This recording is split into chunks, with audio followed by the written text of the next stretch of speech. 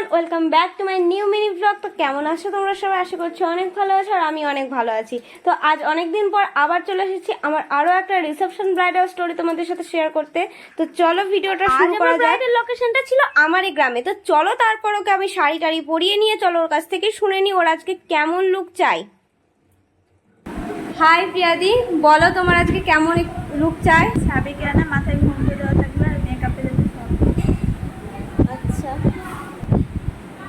তো চলো final look নিয়ে আসছি। আর হ্যাঁ, সেদিনকের বুকিংটা ছিল আমার কাছে হঠাৎ করেই চলে আসা একটা কাজ।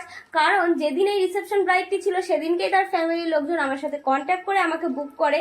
আর লাকিলি সেদিন আমিও ফ্রি থাকায়, আর সব থেকে প্লাস পয়েন্ট ছিল যেটা আমারই গ্রামে ছিল আর 10 মিনিটের ডিস্টেন্সে, সেই জন্য আমি কাজটা নিতেই পেরেছিলাম। তো দেখো এই হচ্ছে তার ফাইনাল লুক। আর বুঝতেই পেরেছো মিডিলে আমি কোনো আর ক্লিপিংস নিতেই পারিনি। তো এই হচ্ছে তার ফাইনাল লুক। তো কেমন লাগছে ওভারঅল লুকটা অবশ্যই কমেন্ট করে জানিও। আর তোমাদের যাদের আমার কাজ ভালো লাগছে, নিজেদের স্পেশাল ডেতে সাজতে চাইছো, তারা অবশ্যই আমাকে বুকিং করতেই পারো। তো আমার কন্ট্যাক্ট নাম্বারে যোগাযোগ করতে পারো। কমপ্লিট করার পরে কিন্তু ব্রাইডের আরো দুটো ননদ আমার কাছে পার্টি মেকআপ করে নিয়েছিল আর তাদের ফাইনাল লুকটাও আমি শেয়ার করে দিয়েছি। তো তারপর সবাইকে কমপ্লিট করার পরে আমার মোটামুটি রাত 10টা বেজে গেছিল বাড়ি ফিরতে ফিরতে। আর এই হচ্ছে ওদের ফাইনাল লুক। তো আজকের ভিডিওটা এই পর্যন্তই। তো কেমন লাগলো অবশ্যই জানিও। টাটা।